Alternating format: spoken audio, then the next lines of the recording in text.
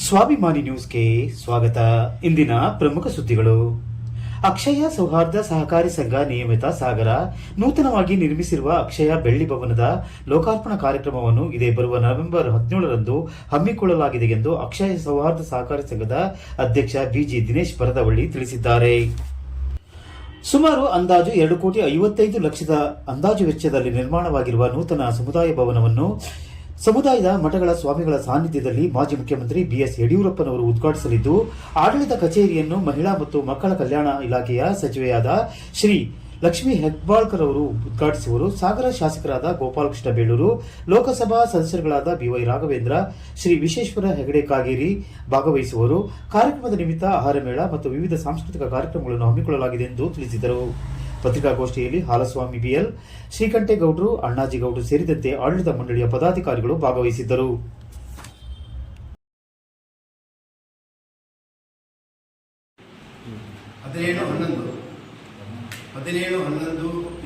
ಭಾನುವಾರ ನಮ್ಮ ಹೆಮ್ಮೆಯ ಅಕ್ಷಯ ಸಾಗರ ಸೌಹಾರ್ದ ಸಹಕಾರಿ ಸಂಘದ 25ನೇ ವರ್ಷದ ಬೆಳ್ಳಿ ಮಹೋತ್ಸವ ಕಾರ್ಯಕ್ರಮವನ್ನು ಆಚರಣೆ ಮಾಡ್ತಾ ಇದ್ದೀವಿ.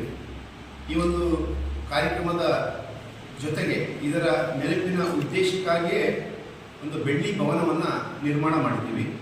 ಸುಮಾರು 2,55,00,000 ಅಂದಾಜು ವೆಚ್ಚದ ಒಂದು ಬೆಳ್ಳಿ ಭವನವನ್ನು ನಿರ್ಮಾಣ ಮಾಡಿದ್ದೀವಿ. ಈ ಬೆಳ್ಳಿ ಭವನದ ಲೋಕಾರ್ಪಣಾ ಕಾರ್ಯಕ್ರಮ ಮತ್ತು 25ನೇ ವರ್ಷದ ಬೆಳ್ಳಿ ಮಹೋತ್ಸವ ಕಾರ್ಯಕ್ರಮವನ್ನು ಒಂದೇ ವೇದಿಕೆಯಲ್ಲಿ ಮಾಡ್ತಾ ಇದ್ದೀವಿ. ಈ ಒಂದು ಕಾರ್ಯಕ್ರಮದ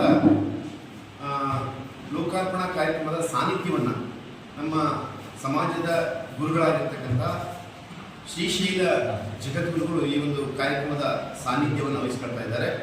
ಅದೇ ರೀತಿ ಈ ಒಂದು ಕಾರ್ಯಕ್ರಮದ ಸಾನ್ನಿಧ್ಯವನ್ನು ಅನಂತಪುರದ ಶ್ರೀಗಳು ಈ ಒಂದು ಕಾರ್ಯಕ್ರಮದ ಸಾನ್ನಿಧ್ಯವನ್ನು ವಹಿಸ್ಕೊಳ್ತಾ ಇದ್ದಾರೆ. ಹಾಗೆಯೇ ಇನ್ನು ಉಳಿದಿರ್ತಕ್ಕಂಥ ಶ್ರೀ ಗುರು ನಾಗಭೂಷಣ ಶಿವಾಚಾರ್ಯ ಸ್ವಾಮಿಗಳು ಮಳಲಿ ಮಠ ಶ್ರೀಗಳು ಕೂಡ ನಮ್ಮ ಕಾರ್ಯಕ್ರಮದಲ್ಲಿರ್ತಾರೆ. ಅದೇ ರೀತಿ ಜಡೆ ಹಿರೇಮಠದ ಶ್ರೀಗಳು, ಹಾಗೆಯೇ ಕೋಣಂದೂರಿನ ಬೃಹನ್ಮಠದ ಶ್ರೀಪತಿ ಪಂಡಿತಾರಾಧ್ಯ ಶ್ರೀಗಳು ಕೂಡ ಭಾಗವಹಿಸ್ತಾ ಇದ್ದಾರೆ.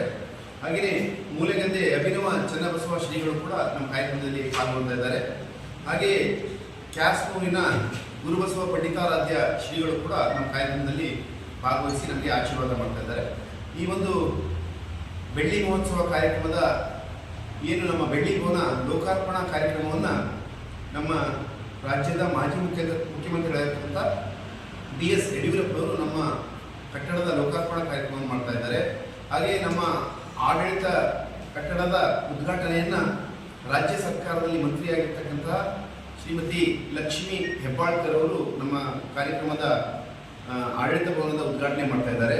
ಹಾಗೆಯೇ ನಮ್ಮ ಹೆಮ್ಮೆಯ ಸಂಸ್ಥರಾಗಿರ್ತಕ್ಕಂಥ ಬಿವೈ ರಾಘವೇಂದ್ರ ಅವರು ನಮ್ಮ ಕಾರ್ಯಕ್ರಮದಲ್ಲಿ ಪಾಲ್ಗೊಳ್ತಾ ಇದ್ದಾರೆ. ನಮ್ಮ ಸಾಗರ ವಿಧಾನಸಭಾ ಕ್ಷೇತ್ರದ ಜನಪ್ರಿಯ ಶಾಸಕರಾಗಿರ್ತಕ್ಕಂಥ ಗೋಪಾಲಕೃಷ್ಣ ಬೇಳೂರವರು ಕೂಡ ನಮ್ಮ ಕಾರ್ಯಕ್ರಮದಲ್ಲಿ ಪಾಲ್ಗೊಳ್ತಾ ಇದ್ದಾರೆ. ಹಾಗೆಯೇ ಪಕ್ಕದ ಕೆನರಾ ಲೋಕಸಭಾ ಸದಸ್ಯರಾಗಿರ್ತಕ್ಕಂಥ ಶ್ರೀಯುತ ಕಾಗೇರಿಯವರು ಕೂಡ ನಮ್ಮ ಕಾರ್ಯಕ್ರಮದಲ್ಲಿ ಪಾಲ್ಗೊಳ್ತಾ ಇದ್ದಾರೆ.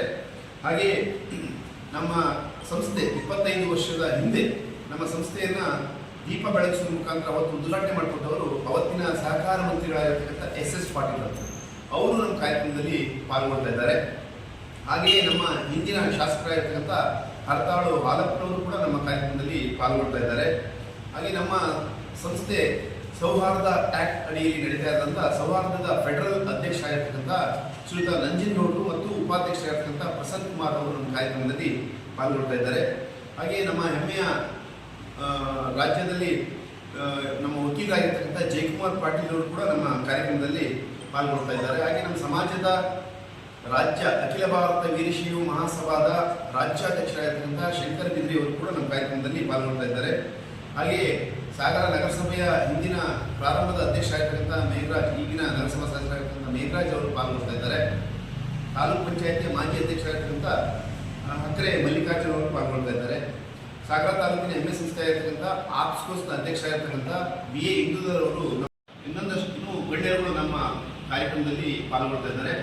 ಇದರ ಜೊತೆಗೆ 25ನೇ ವರ್ಷದ ಬೆಳ್ಳಿ ಮಹೋತ್ಸವ ಇರೋದ್ರಿಂದ ನಾವು ಈ ಕಾರ್ಯಕ್ರಮವನ್ನು ಒಂದಿಷ್ಟು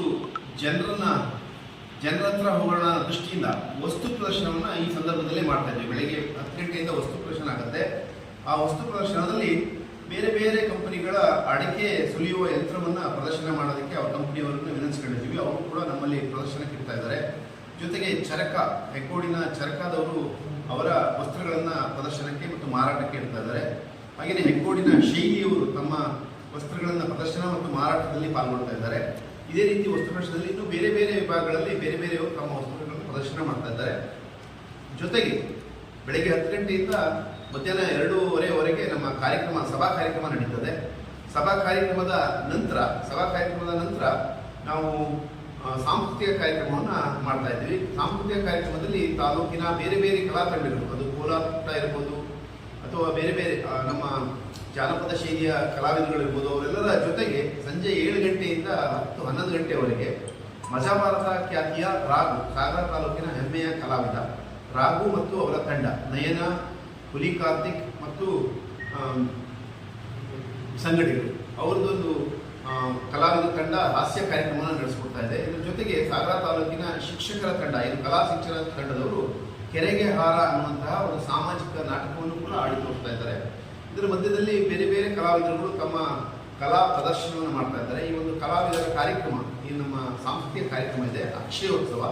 ಈ ಒಂದು ಕಾರ್ಯಕ್ರಮದ ಯಶಸ್ಸಿಗೂ ಕೂಡ ಮತ್ತು ನಮ್ಮ ಬೆಳ್ಳಿ ಮಹೋತ್ಸವದ ಯಶಸ್ಸಿಗೆ ಮತ್ತು ಬೆಳ್ಳಿ ಭವನದ ಉದ್ಘಾಟನಾ ಕಾರ್ಯಕ್ರಮಕ್ಕೆ ನಾನು ನಮ್ಮ ಮಾಧ್ಯಮ ಮಿತ್ರರ ಮುಖಾಂತರ ನಮ್ಮ ನಾಡಿನ ನಮ್ಮ ತಾಲೂಕಿನ